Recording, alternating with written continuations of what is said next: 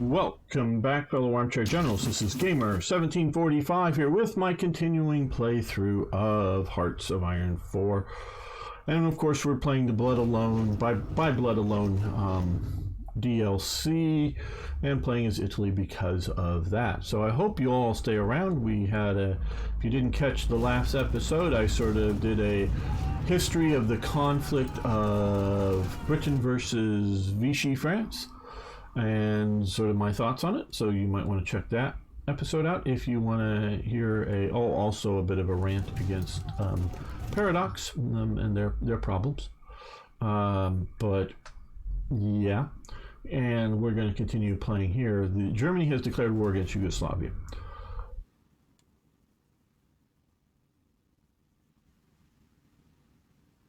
And that's what I'm going to hopefully remember to title this episode and talk about it. And I know I've talked about this before.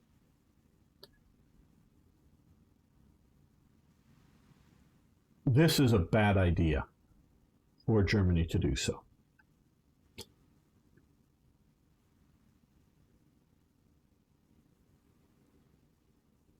I do not think that there is a serious concern that Yugoslavia, Greece, and Bulgaria. Now, if you can get them into, now they pushed a lot of pressure on Yugoslavia to get it into the Axis, and that caused the collapse of a government because they were not pro-Axis. Bulgaria, I don't know how much pressure they put on it to get into the Axis. And I will say a bit more with Bulgaria. This Russia pushing, or Soviet Union I should say, pushing hard for Romanian territory upsets Bulgaria. And then of course you have the sort of greed of, hey, we can maybe, and again, I hate the fucking states because these should be sort of Italian controlled and these should be able to be Bulgarian controlled here. Because it's sort of like here, about half of this province and here's Kiepe or whatever goes to Bulgaria, and of course this territory goes back to Bulgaria because it had been Bulgarian territory before World War I. So there's fears and reasons for Bulgaria to come into the Axis, but had these three states remained neutral, I don't think Britain or America are going to declare war on them to push up into the South. And I don't think that there is a serious chance that they're going to decide that they just want to join the Allies.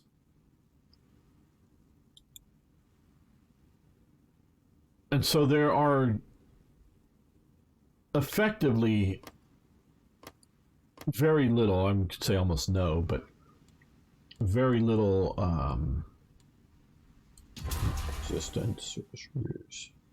resources down here that the Axis needs and that they can't, that in any way is worth the manpower, the weapons, weapons and whatnot to occupy these territories. Yeah, I know, in 1940 and 1941, they're winning. It's just winning. We're winning. When are you going to get tired of winning? And everything's just winning. And so that they, sort of kind of think that let's grab up things while we can. I do get that mentality, but it is really a bad mistake.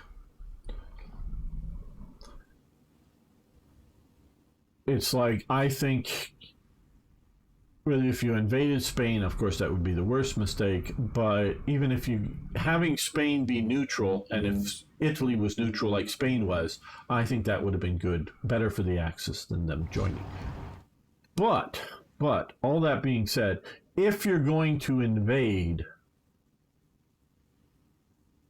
Yugoslavia, it is much better. I don't know if November 1940, but 1940, when I normally play my campaigns out as Germany in Hearts of Iron, whether 3 or 4, I normally just invade in 1940 after taking out France. Now I do it in 1940 for a few reasons. The main reason I do this is because of the mechanic that whether it's Hearts of Iron 4 or Hearts of Iron 3, if I own this territory and if I can own a port down here somewhere that's German controlled all the way down, I can use German transports to transport and supply places in the Mediterranean that are German controlled. So it's partially a game mechanic, but it is also it's multiple game mechanic reasons is why instead of letting them stay neutral, I do invade them, but I do it normally immediately after taking of France. And so this is close enough to that. So if you're going to do it, now is the time to do it. Oh, we're not at war with them? I thought we would be. Okay.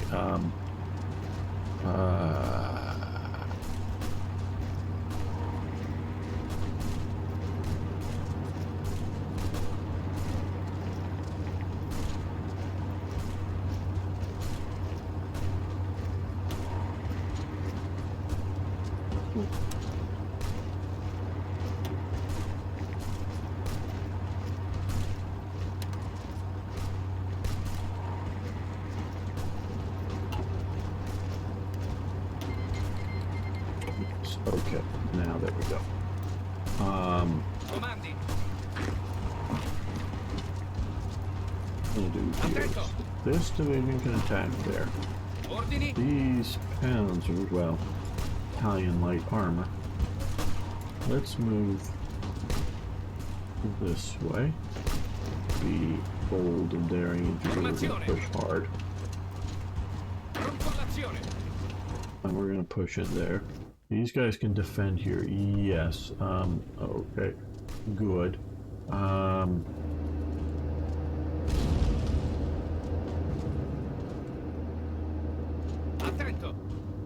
These guys can come to here. These guys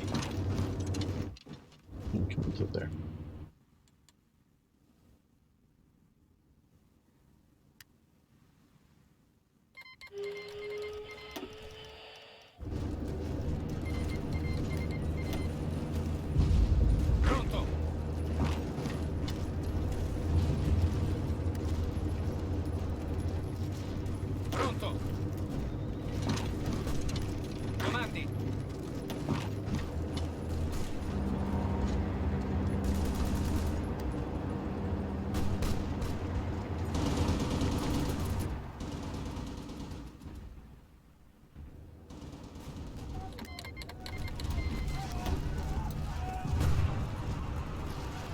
First into there.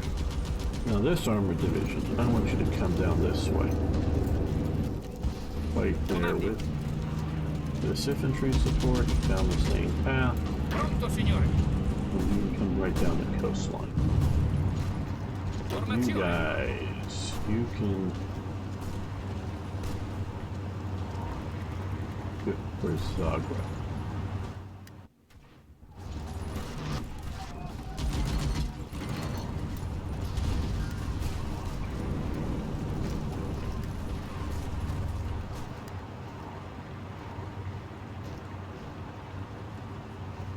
A little bit more. Now, those watching either now or later on YouTube, we're thinking about starting again with multiplayer HOI IV. Would you guys be interested in that? Please, those watching, well, an hour later, in watching that, I know Toyjet has already, said that, yeah, he wants to actually join and play, but interested in watching that, I'm saying. I don't know how many people we're going to get to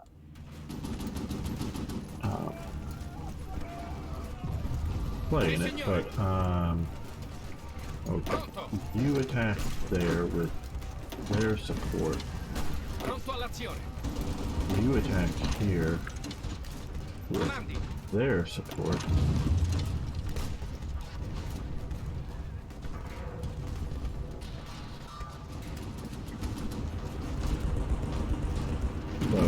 just sort of interested if you guys are, whether those watching now or watching later, if you particularly want to see multiplayer action, or if you prefer me talking and prattling on about history while playing more importantly.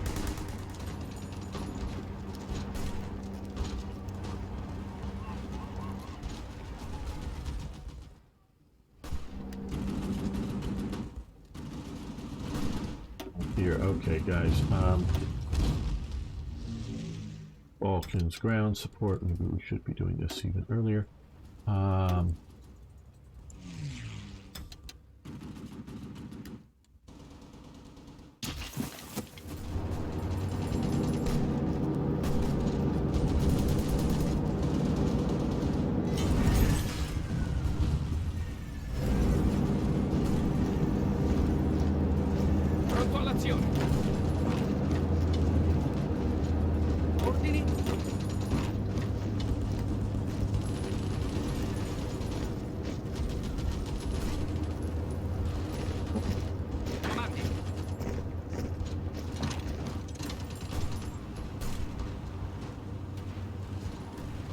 Sì, signore.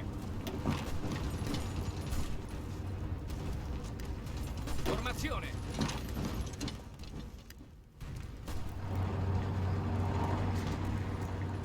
Comandi. Reading back, so you push to there, you go Avanzate. X down that way, you push over into there. Since we have some German allies here, let's... Avanzate. No, you go where the enemy.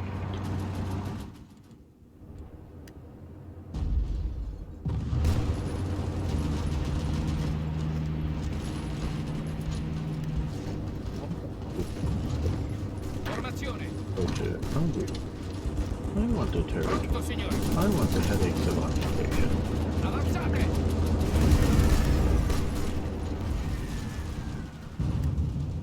Okay, I think we're capturing some more ports. Well, we're doing moderately well on productions of transports. So let's do some submarine hull productions. We'll just put all extra.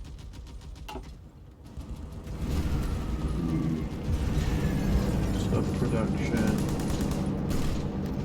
Ordini.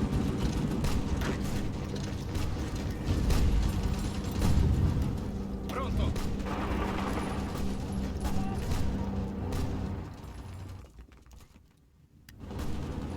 Sì, signore. Sì, signore. Pronto.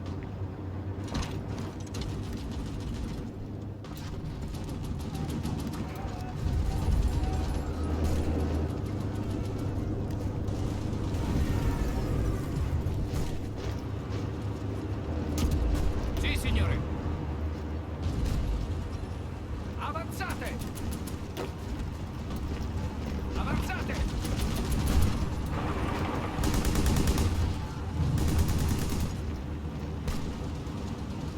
Sì, signore. Avanzate. Pronto. Well, so far it's looking like we're overrunning them. Formazione. Avanzate.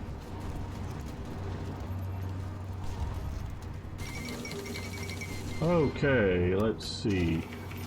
Yugoslavia has capitulated. Horthy has announced that the cowardly nation. Oh, so Horthy gets most of Yugoslavia. And we get a little bit of extra. Okay. Some trains, some towed artillery. Okay. Anti-aircraft, improved artillery. Alright. Okay, well.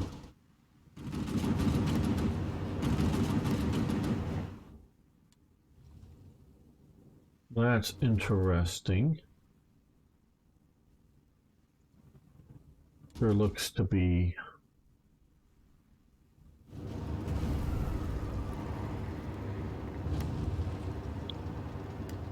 okay, well,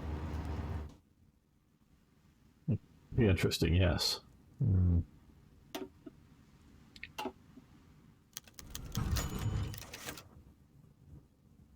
justice undone, so we get more political power. We have a lot of it.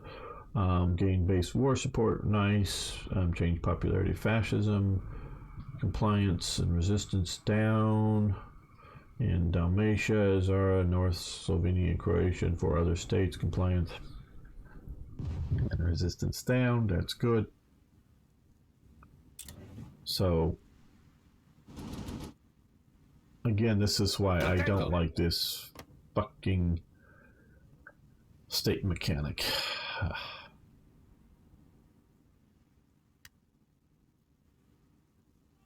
Okay, I guess we're just surviving off of the supplies. Oh, okay, we're being pushed out of here, but this is a desert province. We're gonna hold in the mountains, I hope.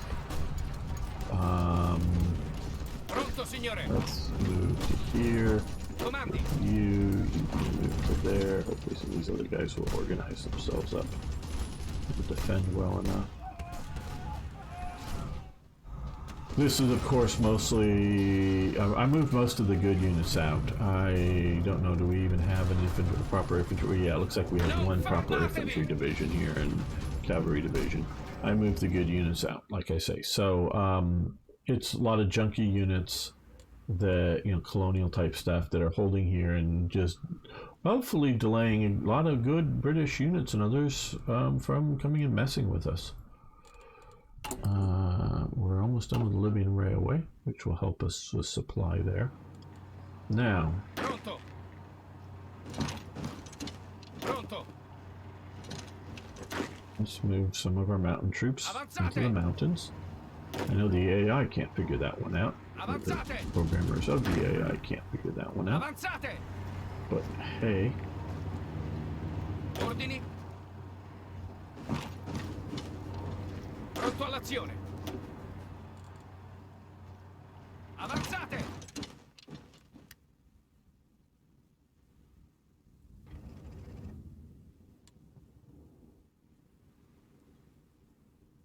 so yes, this is a better outcome. Now, what I am thinking of doing here is, I know this was a very quick invasion of Yugoslavia, not that Yugoslavian invasions take very long historically.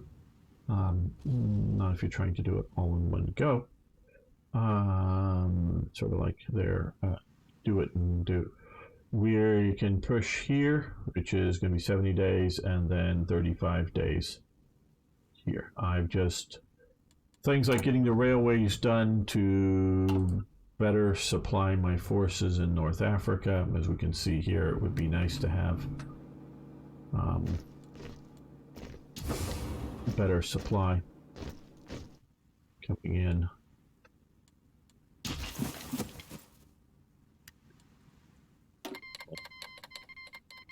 Okay, yeah, we'll take your support equipment because I know I'm somewhat low on it. Support equipment only 64 positive, yes. We'll take it if you're feeling generous. You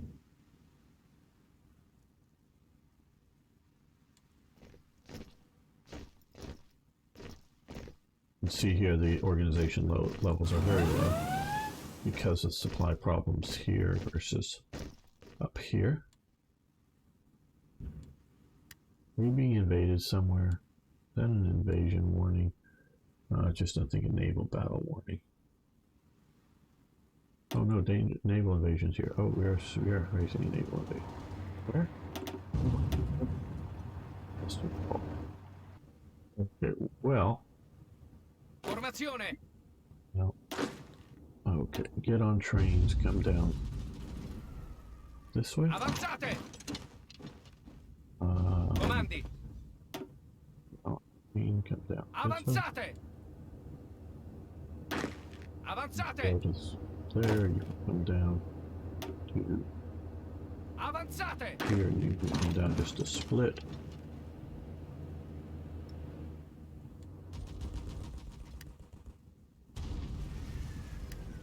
Formazione. Avanzate. Avanzate.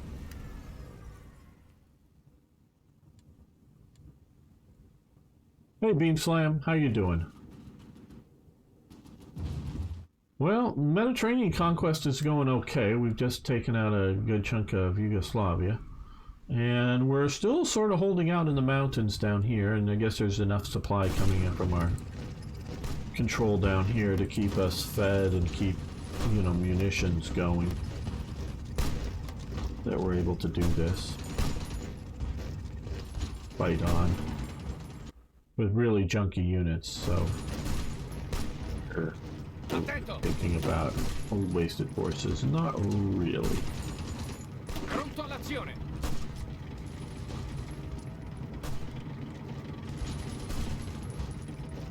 Ordini.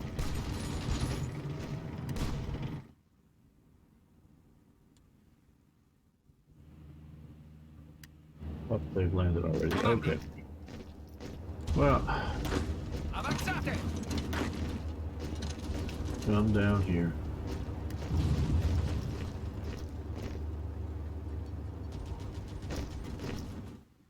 Well, they're holding out. Because these are holding out against. It's called Ethiopia. This is, you know, Britain liberated Ethiopia, not Italian trying to conquer. Oh, now this has gone over to Germany? Oh, I thought that was Italian. I don't know. Why is that German? What did they want in Mostar? Sì, signore. Comandi. You come to that port. I'm changing my mind. You come this way. Sì, signore. There, Pronto, signore. you support the attack.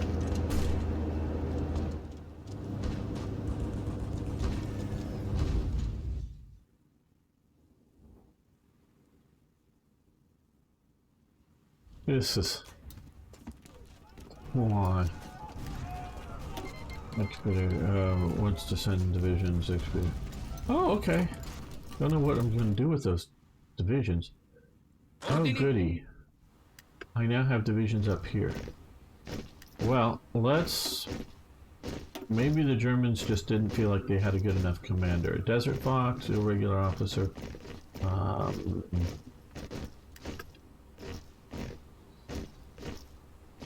Zero now. Cavalry leader, combined arms expert. Okay, well he'd make a good... Well, these are all infantry divisions. Do we have an infantry officer? Mountaineer here. Oh, there we go. Okay, guys. Yeah, I'm going to leave them here in... there to fight Soviet Union when Germany declares war there. Hello, J. von der Res folk. I hope I'm getting that time. I have trouble with that. Xeno late again for offensive into Egypt. We pushed a little bit, but we are trying to get our railways and our supply lines better.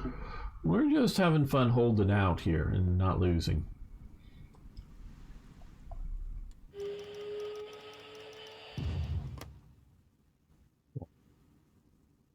Why? Okay, well, we've taken care of that little invasion. Pronto, signore. Comandi. You guys can go back into there. Attento. Pronto, signore. Okay, I guess that's cold weather Italians, what that is. Okay, I get that. He's wearing a great coat. Yeah, hang on. But see, what this is really doing, of course, is all of these other units are being tied up down here for the expense of colonial units that I guess I could have theoretically evacuated up to Libya or something, but otherwise. But we're, you know, we got all those infantry battalions and whatnot just sitting down here. So that's doing useful for us, in my opinion.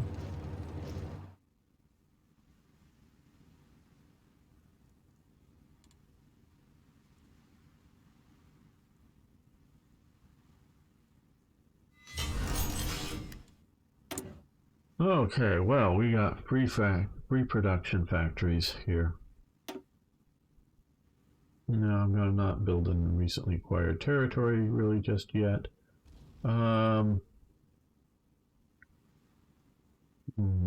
We are sort of running out of some slots in some places. I see you're getting lowish. Okay, Sicily. Yeah, we can put a factory down there. And over here, we can build one. Let's look at our... Okay.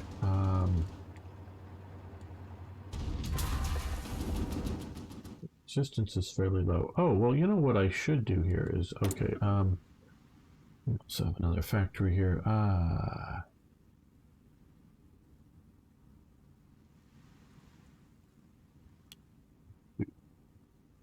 Naval bombers. I have not been playing the intelligence agency war operatives. Okay, here. They had been down here. Where you're okay. You're back in.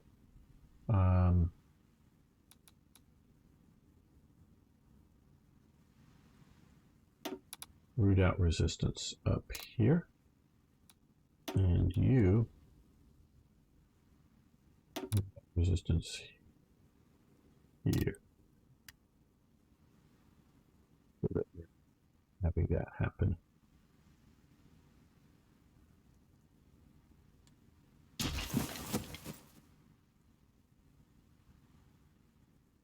So we keep hopefully resistance down. Okay, let's look at our supplies.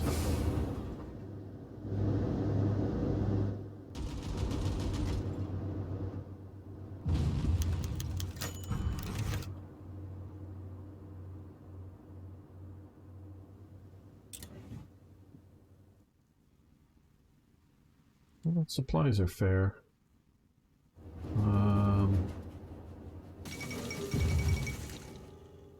King Carl II abdicates. Okay.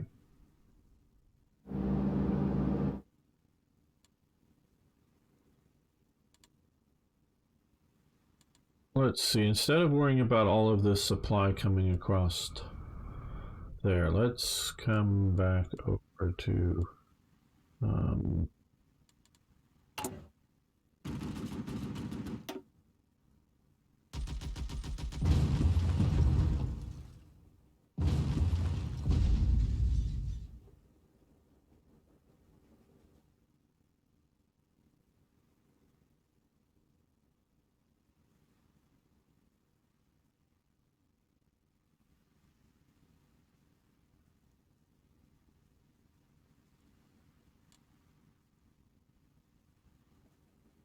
yeah, well, let's build that first. Build all these supply hubs.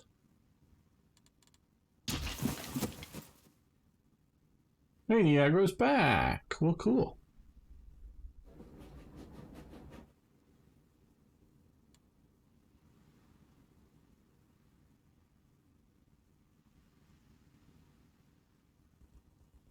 I love the railway. I love the railways in this game. I so wish this was in HOI IV. But it's here now, so...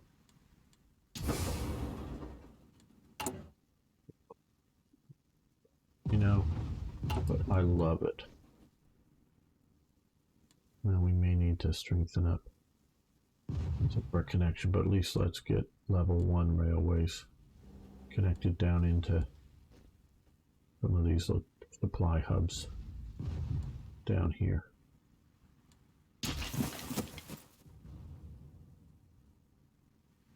And we can craft food. Okay. You want food, do you? Well, so far, so let's Comandi. like that.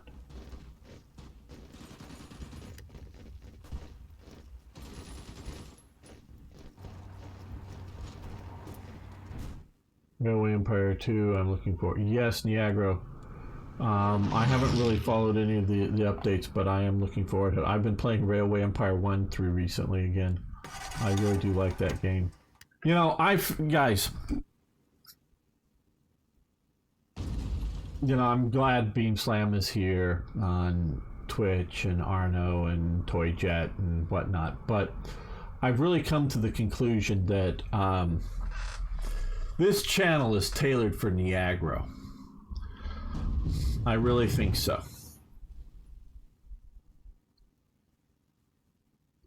We've got Hearts of Iron, including Hearts of Iron 3, which Niagara, of course, if you guys don't know, Niagara was a player of Third Reich events before I ever started a YouTube channel. So in the sense of commenting back and forth on the Third Reich events threads, I've known Niagara longer than just about any of you guys the other people out here. So and he's been playing my mod way back then, and of course I'm sure I don't even have to think about it.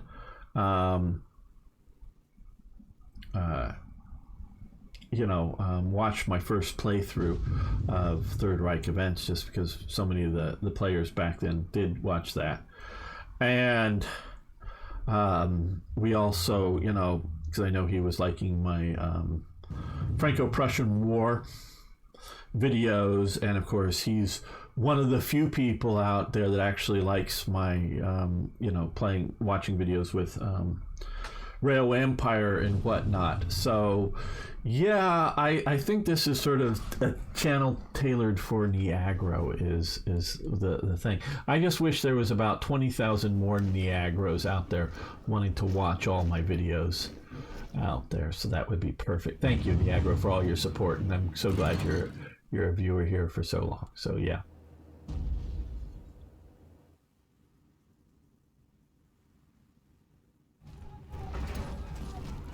We're losing a few. Let's well, this is attritional. Let's okay, Libyan railway. So we've got Libyan railways, so that should, we now have this here. Okay, we have a railway from Tripoli through to here, and then supply mode that should improve.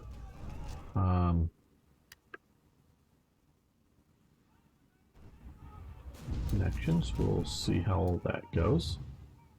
Well,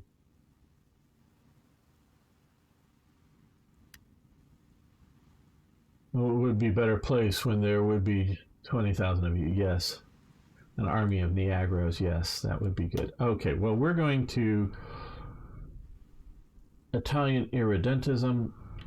So we're going to do this. That could have been done before the war started, and we might have had some good results there too, but we're doing it now.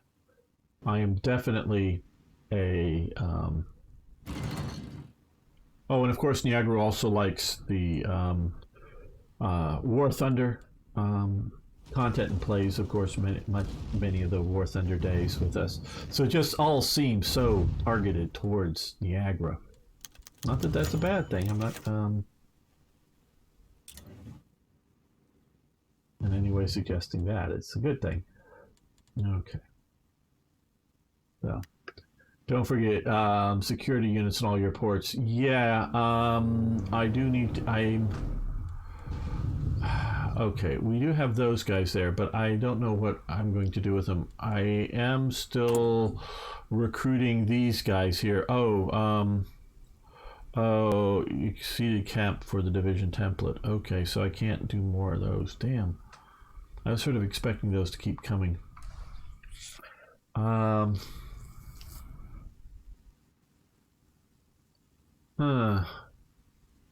let's get rid of...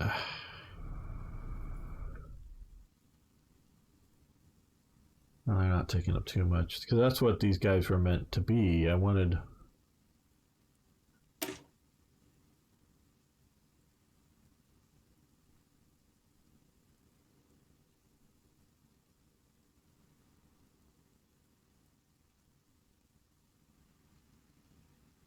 My question is why?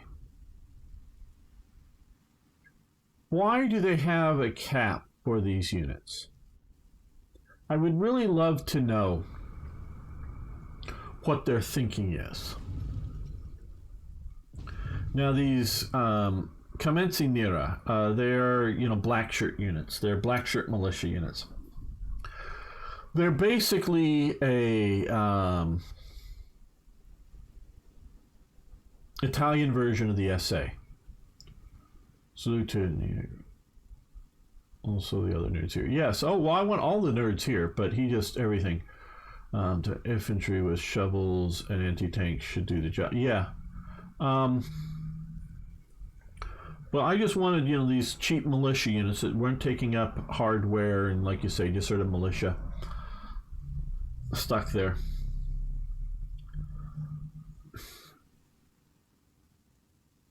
Now, out of these black shirts, they recruit up and train battalions that go into regular divisions to sort of keep them more loyal. And even that's maybe the wrong term, the wrong way of looking at it. There's a bunch of black shirts around in Italy that are fascists, and they need more men in the divisions. Italian divisions start out as triangular. There's basically, and we'll get another lecture here from Gamer, there's 4 basic types of divisions. There's square divisions. Square divisions have 4 brigades. So it would be 4 of these lines with, whether they're infantry or whatever, but 4.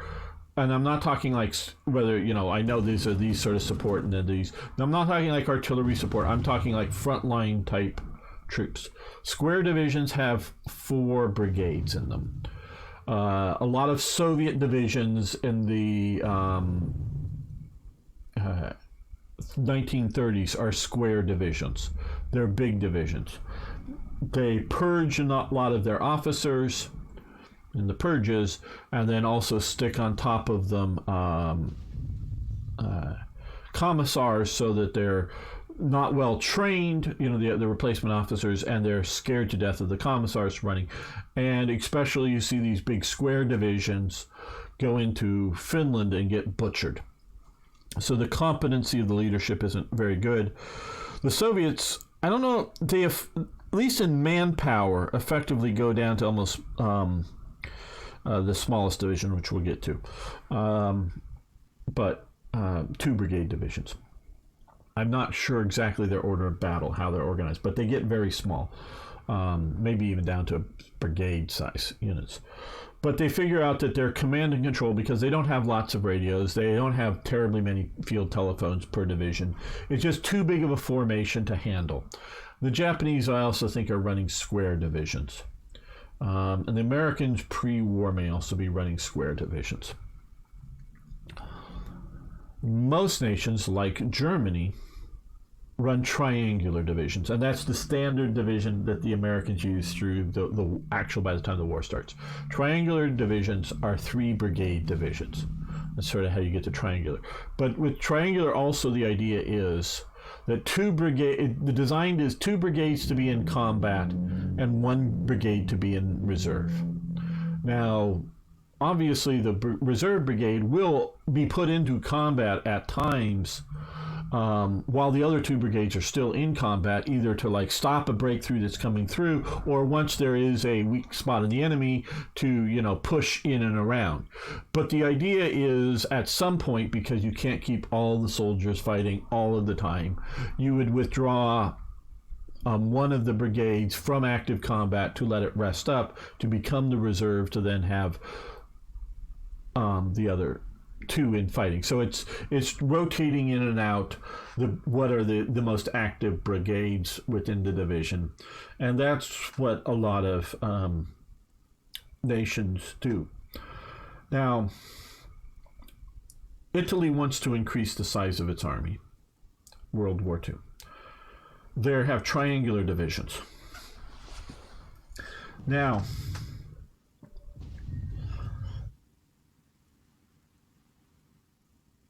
if you keep, and if we had things,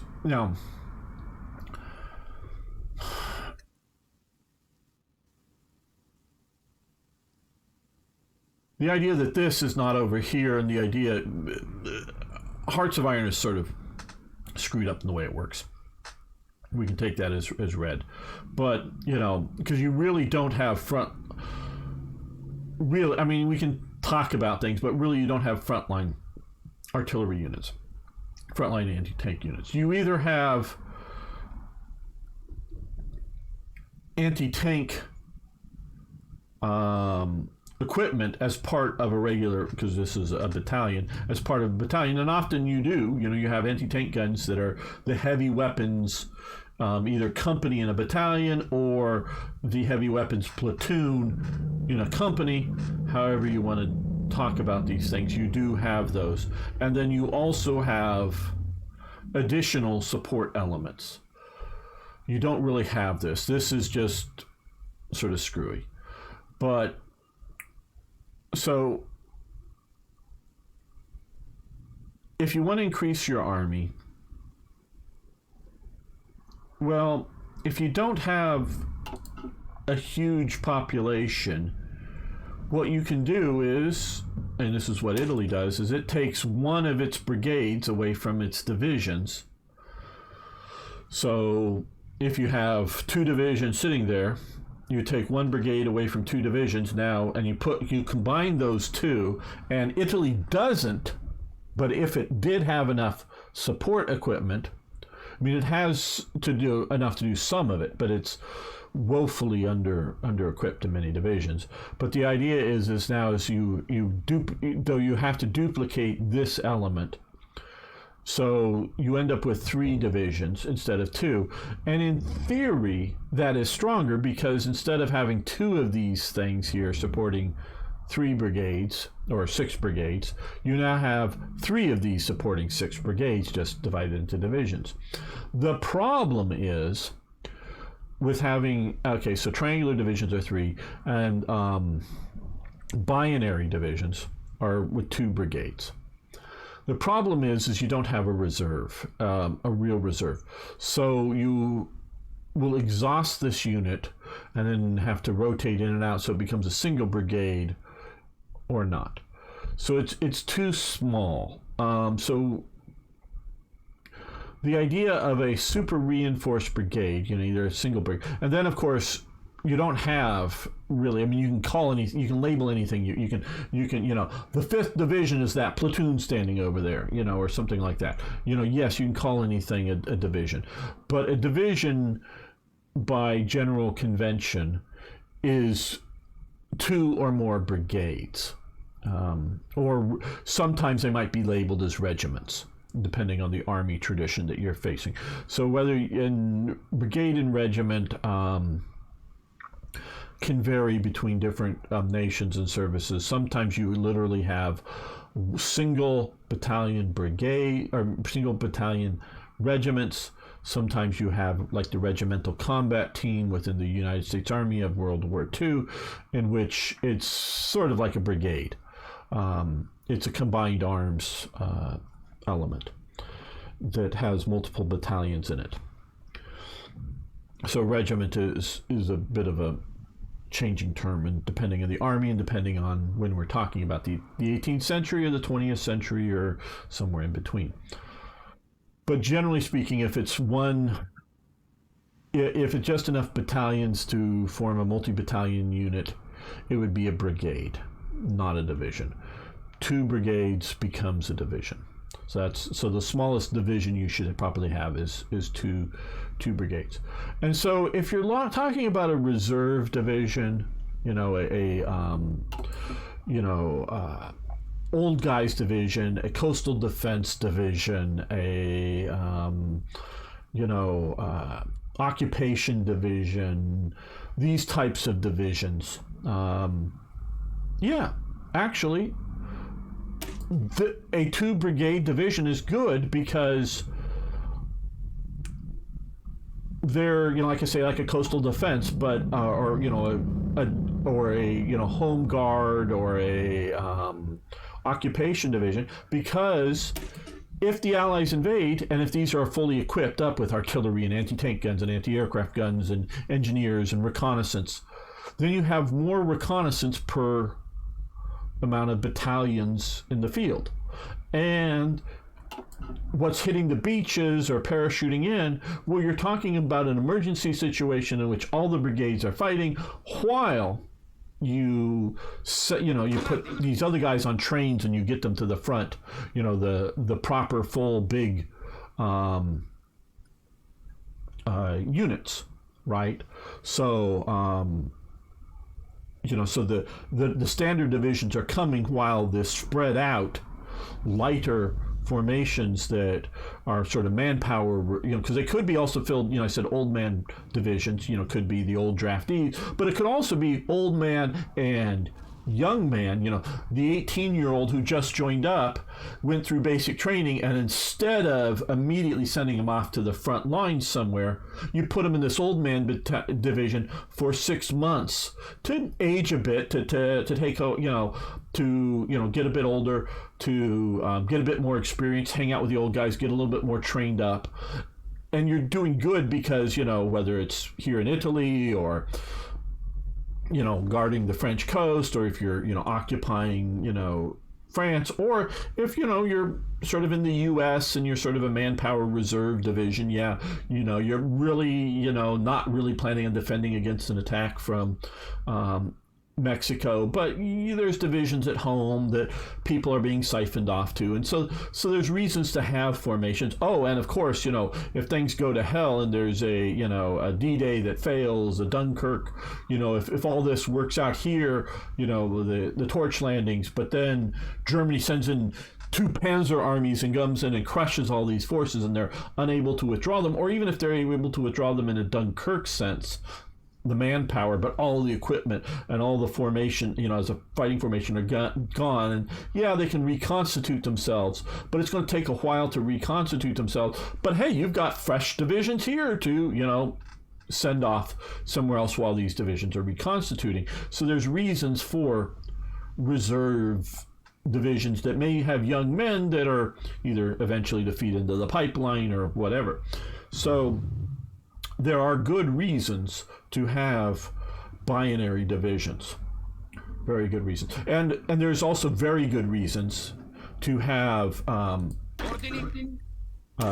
reinforced brigade, meaning basically just a brigade with, whether it's a division scale, the same amount of artillery that you would have in a division, or simply less artillery than you would, in total numbers than you would have in a division, but actual artillery and not just mortars or light infantry guns or whatever, but, have some 105s and some 150 millimeter artilleries, but, maybe just a few guns to do that.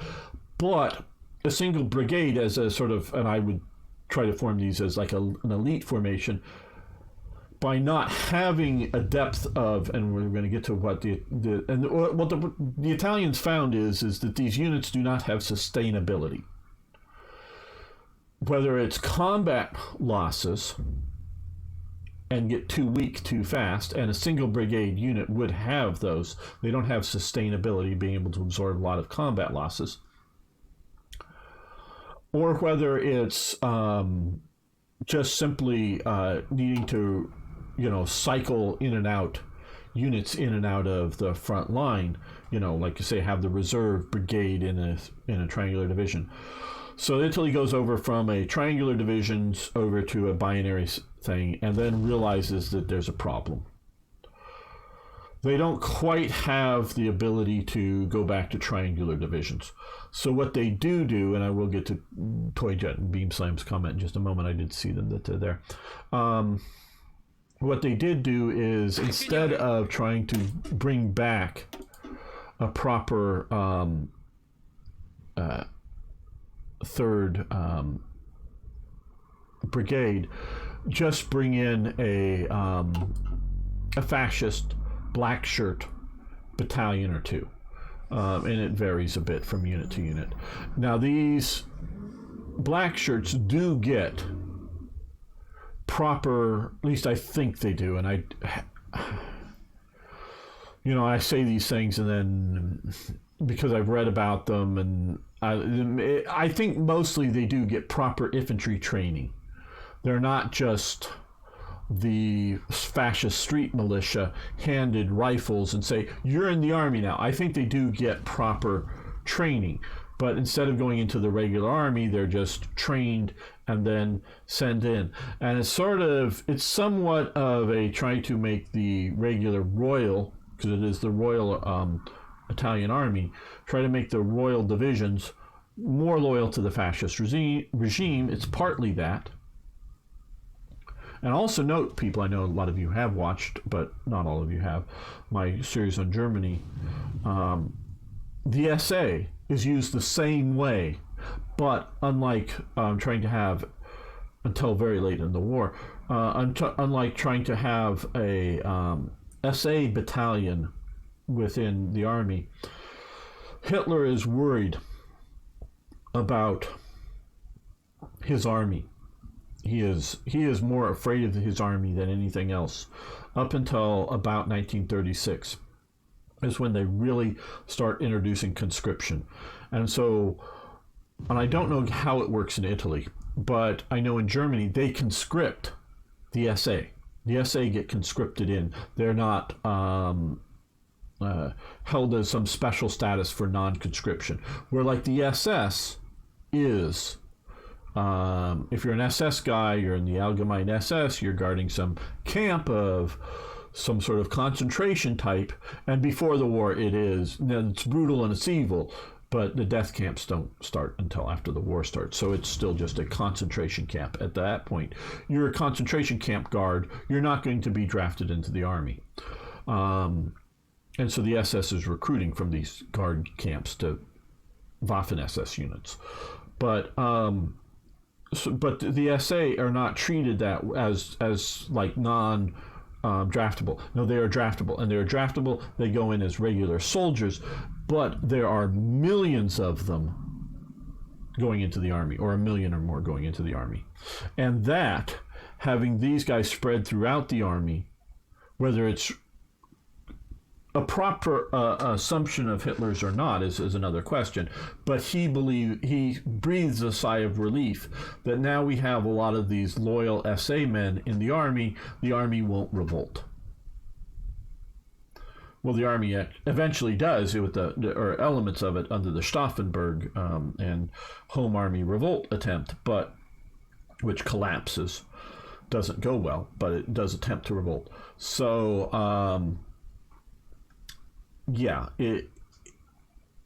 and once you get into military discipline with the military ability to just out of hand shoot soldiers who don't obey orders, I don't really know how well the SA element in the German army would have kept their officer from following their officers if their officers are doing a coup against the Nazi government. But I don't know. But I think it is a mix of more loyal to the fascist regime, and simply we have all these black shirt young men that aren't in the army for whatever reason, and I don't know enough about the Italian regime to know exactly why they aren't there. But they're sent into the army as black shirt units, as supposed to be highly motivated soldiers. And that's also the third aspect.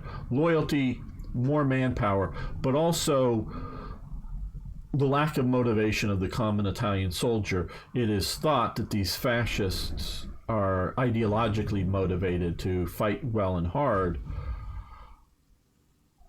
Well, I think and there are some that do fight like well and hard, volunteer units that are fighting out on the Eastern Front. But I think it's very quickly I think it very quickly becomes a situation like for the standard Italian soldier is a lack of confidence in the military leadership above them at any and all levels, meaning they do not when a whether it's a lieutenant or a general orders you to go charge that position, even if it seems, because it's maybe not just you alone, it's you and 100 of your friends, but and you can get to that machine gun, you and your 100 machine friends, you're going to take that machine gun, but you're not sure whether you're going to take 10 casualties, 20 casualties, 40 casualties. Well, you can get that machine gun because whether it's a bayonet charge or, leapfrog, bang, bang, run 10 feet, drop down, bang, bang, jump up and run. However it is you're assaulting the position, you can do it, but you don't necessarily know how the casualty rates are. But if you don't have the trust in that the guy who's ordering you to do it is, one, that this is the best option available to take on that machine gun, and two, how necessary it is to go fight and take that machine gun. They just do not have trust in the competency of their officers, where the Germans, the British, the Americans, they have that confidence. And if you watch the really great series, and it's been a long time since I've seen it, Band of Brothers, how that the guy from Friends, officer who plays a clueless officer, they lose trust in him and gets lost, and basically he's kicked out of the airborne, and I guess they encounter him later as doing something. But that's a case and that's a case of the system where the Italian Royal Army doesn't have a good system on this, of weeding out officers that do not have trust in the men in the system. So the German and the U.S. and British and whatnot and now the Soviets use terror, both on their individual soldiers as well as their officers and whatnot, as opposed to trust in their system. It's terror of their system. But the Americans, it's trust. The Germans, it's trust in their system. The Italians lack the trust in their officers. The Italians, so this goes for the fascists as well, have incredibly bad equipment. There's a good episode that I go into the details of just how bad the light machine gun that Italy is using, let alone the heavy machine gun, is still bad, but not as bad. And the rifles are not very good, and all the problems of the Italian equipment. So their equipment, as well as things like anti-tank guns, are not performing well enough, not doing the job of stopping the enemy tanks, and all this stuff. So they have no confidence in their officers, they have no confidence in their equipment, and also supply is a serious issue in many, many cases. Maybe not the supply of pasta and wine in Italy, but getting out in various combat frontings, as well as supply of bullets, keeping enough bullets coming. Because if you got the greatest machine, just a second, let me drink something here. You got the greatest machine gun or artillery piece in the world, but you have no ammo to shoot through it. It just becomes a big hunk of metal that you got to haul around. So if you're not supplying enough ammo to the guns, however good or bad your guns may be, it doesn't matter. So I suspect some of the reason the Greeks do as well here and push here is these guys that are up here, in the mountains on the front line, they're getting down to their last 20 or 30 cartridges in their cartridge belt, and the Greeks are still shooting at them, and they're going, well, I got enough ammunition for next little while, but I don't have any ammunition for tomorrow, and today's ammunition that was supposed to show up didn't show up. Guys, let's go back this way, because we know our supply depots are somewhere back this way, and go find ammunition. I truly believe that is part of the problems with the Italian fighting here is they don't keep the cartridge belts equipped in the because their officer corps and their supply corps just are not good enough to do it, are keeping equipped, and these guys aren't wanting to go bayonet fighting with the Greeks. Give me ammo, give me for my machine guns, rifles, and artillery. They might very well be ready to fight with the Greeks, because the Greeks, are good warriors, but they're not a modern army, really, in my opinion. I mean, I think they're more of, a World War I type army, which is sort of what the Italians are. So, sort of somewhat evenly matched, but, things aren't going so well for the Italians, so they fall back.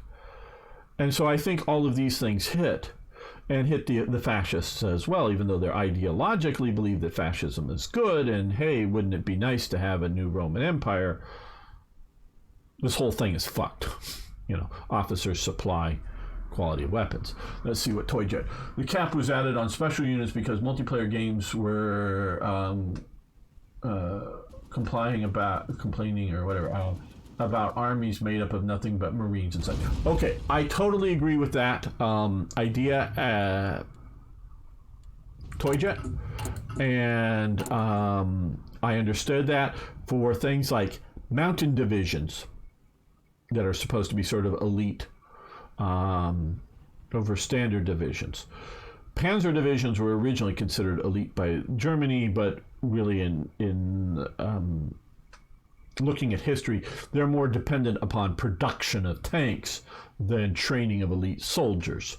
So it's more limiting the size of panzer divisions or whatever is more, I think, about production. And if you want to talk about United States Marines or paratroopers,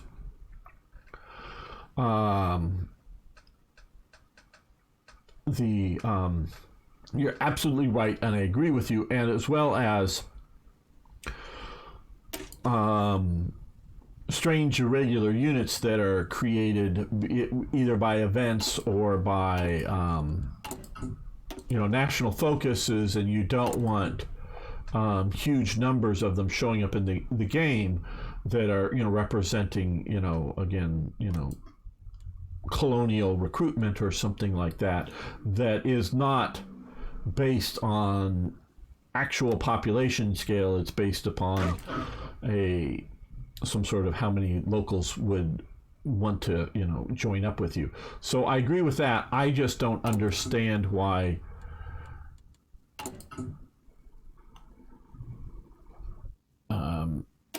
these guys fall into that category, militia troops, because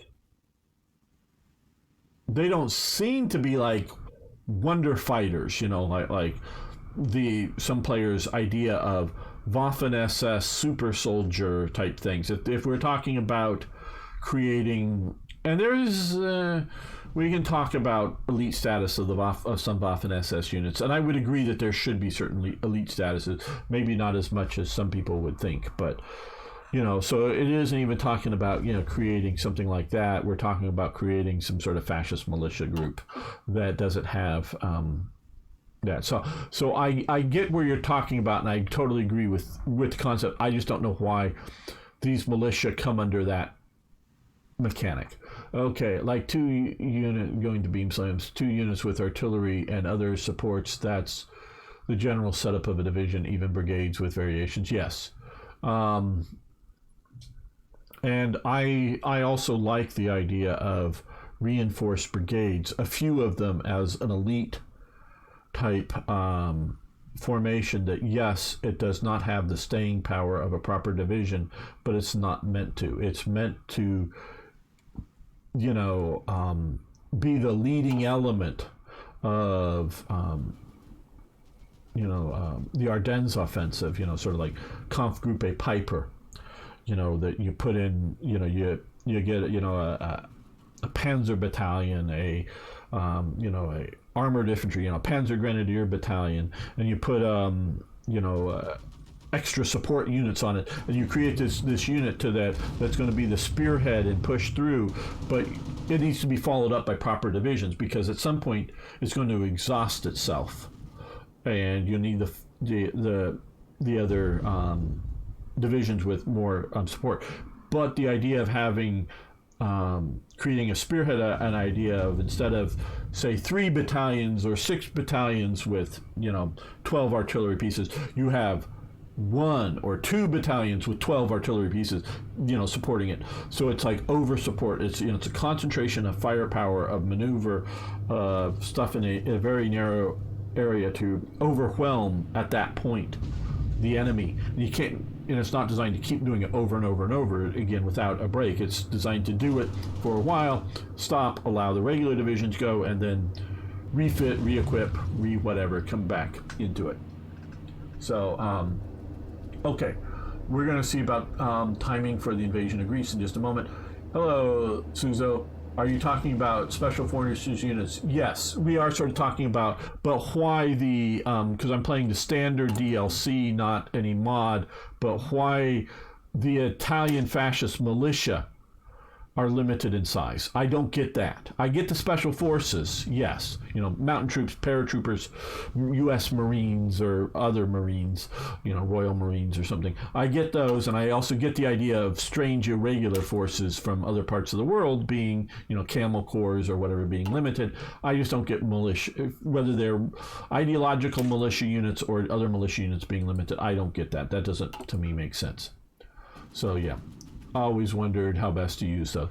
Well, I'm using them, and I wanted to make more of them as cheap port guards. You know, without using up my anti-tank guns and without using up my artillery and without using up trucks or other things, of just have sort of rear area port guards kind of thing is what I wanted to do with them, is just to have something there. Playing Germany and North Africa has been taken by the Allies. Is it worth using them to spam normal infantry at tanks? Hello, Demon. How you doing?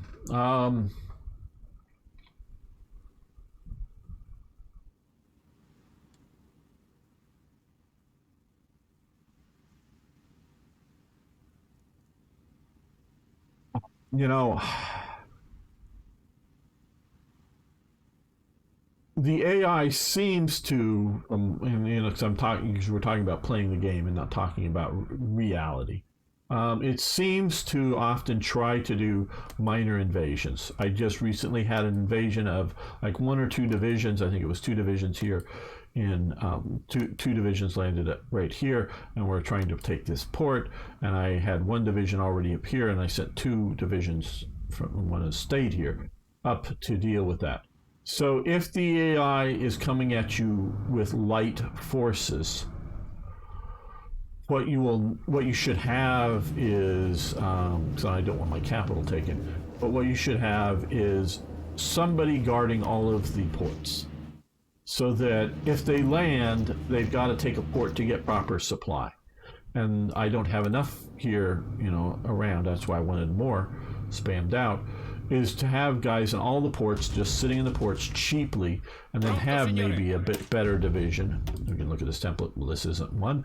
This is just a cavalry regimento. Regimento Nera Cavalleria.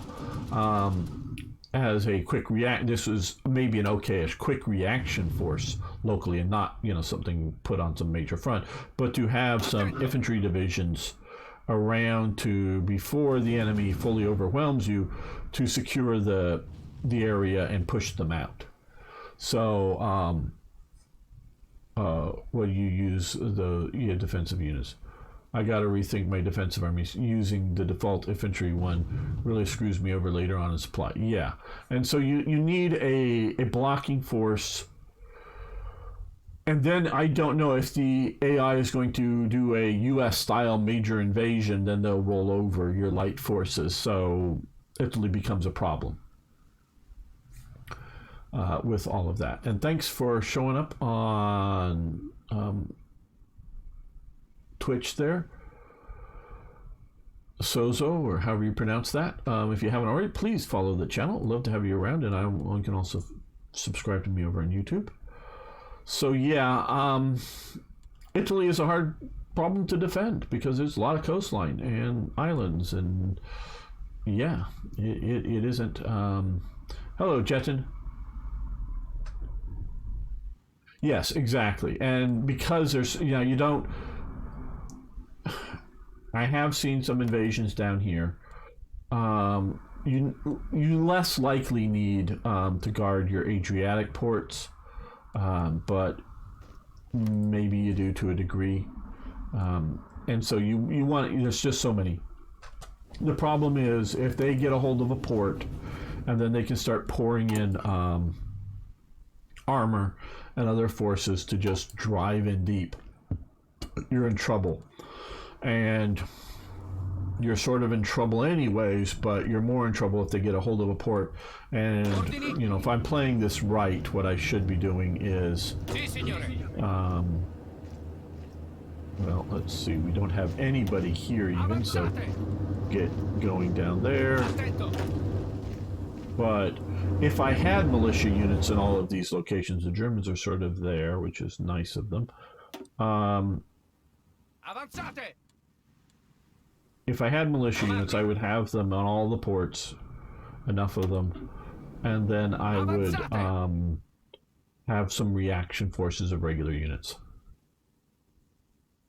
Military, the opposite of that. Military police, essentially the opposite. Yes. Now, military, we do have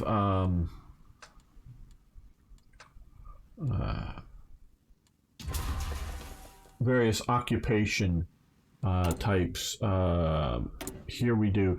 And here, also realize with the mechanics, and I don't, do a lot of details with this, is you do have, like here we have 23,000.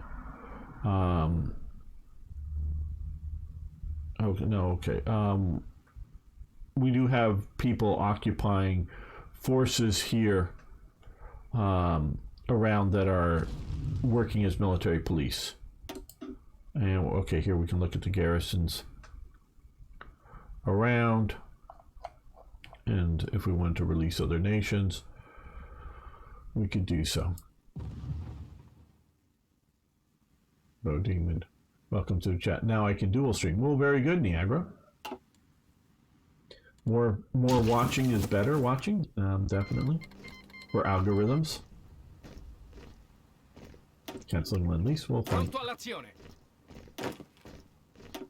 And so there is a mechanic of that. Now I was getting ready and I had a British invasion here for a while, so because we had a lot of forces that were still up here. Okay, and we still do have some forces here that we don't need. These are all messed up. Okay.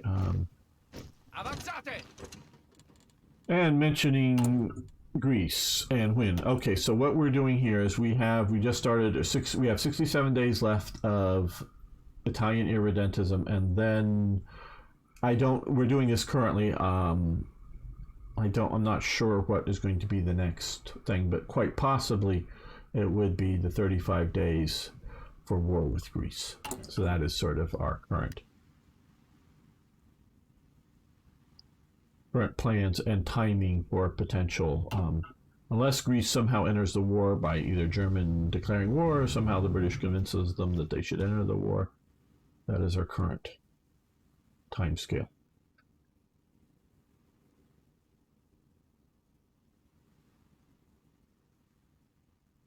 Where I became lazy. I hear you. Well, I still think I learn new things every day.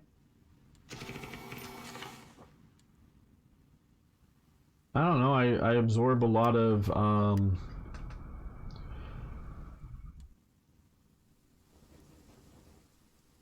they're not staying there. Okay, okay, Finland and you sign a white peace. Again, that got me on a rant. Why did they go to war? That's stupid. I want to click there. Just naturally, I want to click there, but what I really want to do is just get that and then send you down here.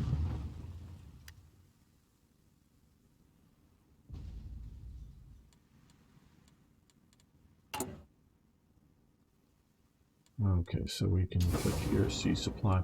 So we're building up our railways down through here. I want to increase, because these are supply nodes.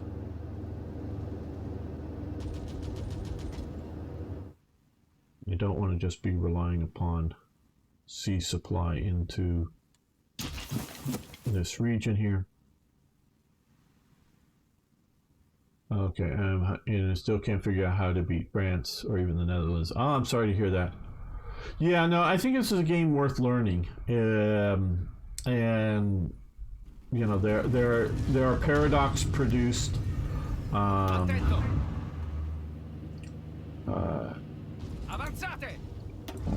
tutorials, and then there are other YouTubers producing tutorials, or just simply watching Let's Plays. And I can't, other than just showing you myself by playing, I can't really teach you to play, but I'd happily answer a specific question if you have, or at least try to, if you have questions. Smash their dive bomb, their armor, and bypass their strong points is the key to France. Yeah, well, Jetin, with this game, you can no longer do that. Air has become You can't do that with Hearts of Iron 3. You can do that. With Hearts of Iron 4, all you can do is, and we can do this here, is say put air. Now we're not at war over here, so they won't go over territory that is peace time. But I've just assigned this unit here to do air support, and it's going. And the ones that I could click here, the ones that are sort of you know, golden or brown as opposed to grayed out, I could click, and so they're right now just close air support, and so it will add in a as we can come over here, I'll sort of show this off. We click here. Here, the enemy has enemy air superiority, so this is affecting the battle. You can't specify beyond that. Now here they have air support. So in this battle they have air support, plus we have the negativity of enemy air superiority. Now they no longer do, because the air units are cycled in, or the aircraft are cycled in and out and may come back. So you can assign, and with this is now defaulted to 100 aircraft air units. You can now assign this unit to doing ground support. Or I could, if I, have aircraft that's capable of strategic bombing, but that's going to go after, factories and whatnot. Or you can go after logistic strikes after railways, or you could, try to, if you have air, transport units, you can air supply. So you now just assign air to like the Benelux and have it do ground support, or Northern France. So it's a little less detailed. Yeah, I understand. You learn using multiplayer templates, so they were all massive and overpowered for single player, especially early game. Yeah, multiplayer can be a very different game in this.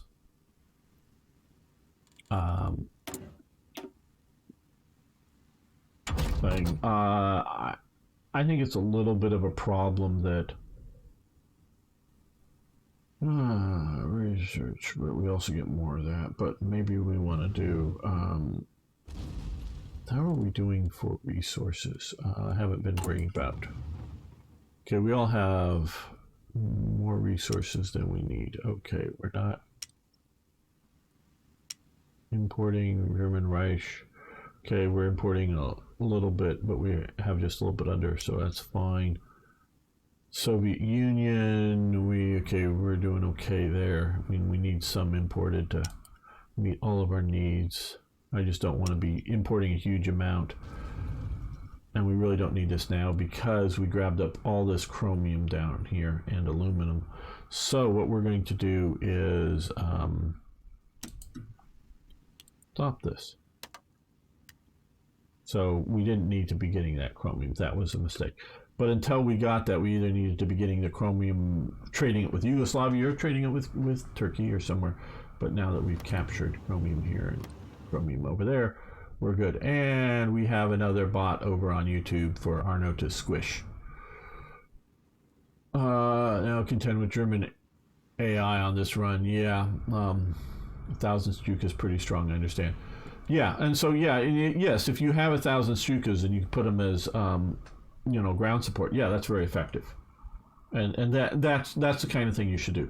You should, as much as possible, you should have mastery of your air, meaning more fighters over your air than the enemy has, and then you want to go after them with ground support. That is very good. And I'm just being very realistic here and happily trying to hold here supply. So with the Germans around, it's using up some of my supply. We're supplying through the railways. I could build some more supply hubs. Maybe I should. But I don't know.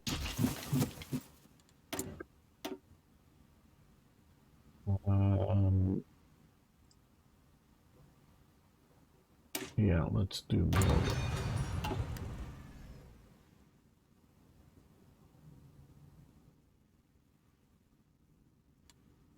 And also this playthrough for me is mostly just, quite honestly, taking a look at the new DLC as opposed to this is the best way to play or I've really got it all nailed down. No, I know it's been a while that this has been out, but I've only been playing this live on, when I've been playing live on the air on Saturdays, and then posting the YouTube videos up. So I have not been playing it any more than that. So it is still experimental for me.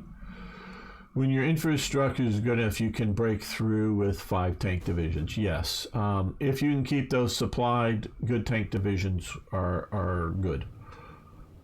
Now, like I say, I really love this new railway mechanic. Okay, so now we're building this last section here, so we're going to...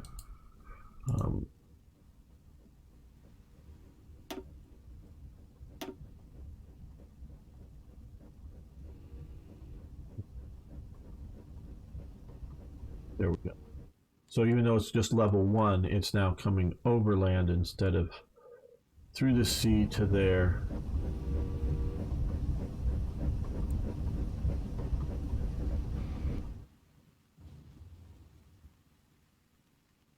There. So that way we're getting a little more supply through to there. Once we get all that built. Those are when I tried stacking 5 tanks and break through enemy front lines, but they immediately ate up all the supply. Yeah, you have to watch that. As you can see here, it's not really good here at the moment. It's a little better over here. So I probably should shift here by a division here. And it's how strong and big your divisions are. Yeah, it would be best that I wasn't quite so divisioned up here. And here is just North Africa problems.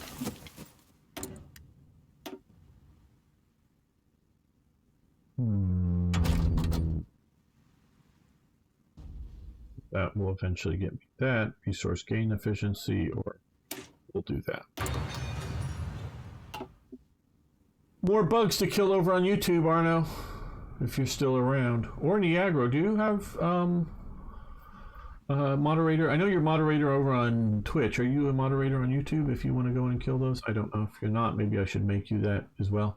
Never understood North Africa. Yes, those cities are great supply ports, but the real prize is Alexandria and the mouth of the Suez. Absolutely. And that's what Italy wanted.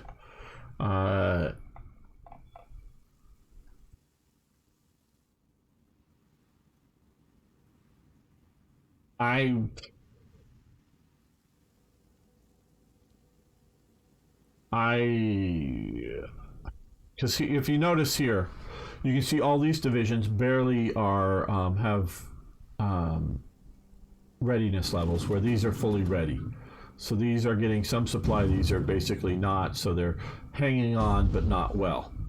It would probably be good to move one of these armored divisions up to here. And these guys are all having high attrition levels as well.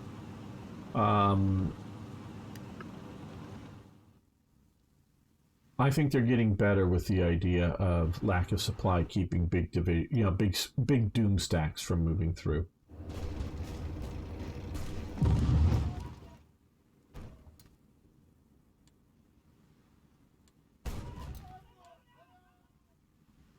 Really, for Italy, what else are we going to do? I mean, Germany gave me a bunch of infantry divisions, so I'm leaving there to help when they get ready for invasion of the Soviet Union, because they're going to start the invasion of Soviet Union while they are well guarding the Swiss border, which is, again, I know I've done this before, but how hard is it? I understand they want a dynamic AI. Now we can talk about whether they're capable of making a good dynamic AI versus a good planned scripted AI. I've seen some good scripted AIs being played out from games from Slytherin. Yeah, I know they're turn-based, and so it's not constantly reevaluating things that Hearts of Iron does. And so there's things that make them easier to do, but they're also scripted out.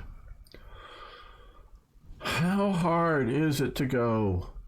Switzerland, AI, you do not need to guard the Swiss border under certain conditions. That is not a threat. And Vichy France is also not a threat.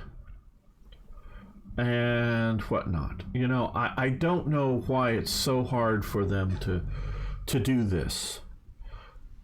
I just don't get it. I just don't get why they can't carve out things like that. Why you don't need to defend the Spanish border with nationalist Spain. Allies took North Africa in my game. I need to plan an amphibious invasion and overwhelm them with so many different problems. Yes.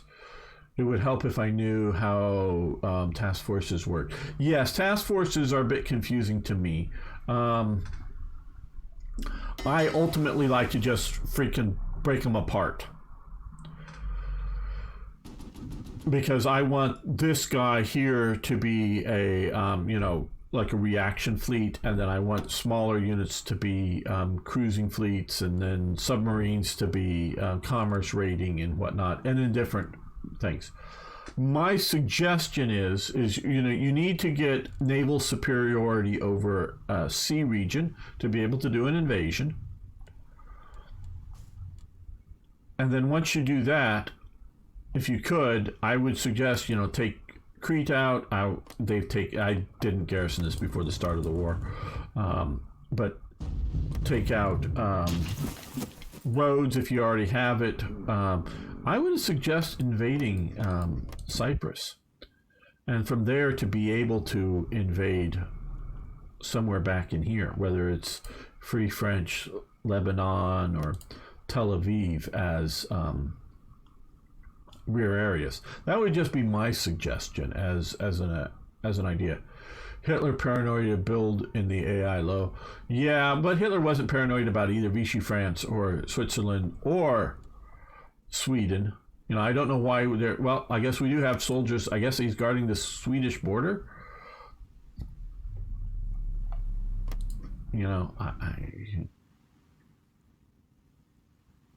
Where he was a total knob and didn't know how to run a country. Well, yeah, but we can also talk about how bad Hitler ran things. All right, well, let's save this.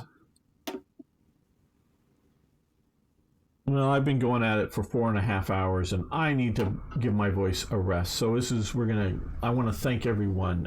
Swedish smugglers, yes, probably Beam Slam. Are they smuggling into or out of Sweden is the real question. I want to thank everybody, especially Tim, Strongarm, Niagro, Timothy, Sir Toyjet, and Gary over for support over on Patreon. But everyone else, if you can just lick the like button. It's very tasty, trust me. And of course, if you're new here, can you please subscribe or follow the channel? And of course, I love you posting your comments. Thanks for following, very much so. And I'll be back next Saturday, I believe. I mean, Christmas is coming up and things I may be. But basically, every Saturday we'll be playing Hearts of Iron, either Hearts of Iron 4 or Hearts of Iron 3, one of the two. And tomorrow, on Sunday, I'll be back with, hopefully, Toyjet, Niagro, Strongarm, and Arno here playing War Thunder. So if you want to join us, and either watching or playing with us, we'd love to have you join. And we'll be playing War Thunder tomorrow here on the channel. So yes, and the history lesson. And like I say, I'll be back, and we'll talk about things as well as play War Thunder tomorrow. And Monday I'll be streaming Strategic Command American Civil War, but the Franco-Prussian DLC on Slytherin TV here on Twitch. But if you're not going to catch that live, I will be putting the episodes up later on my YouTube channel. So you can check all of that out.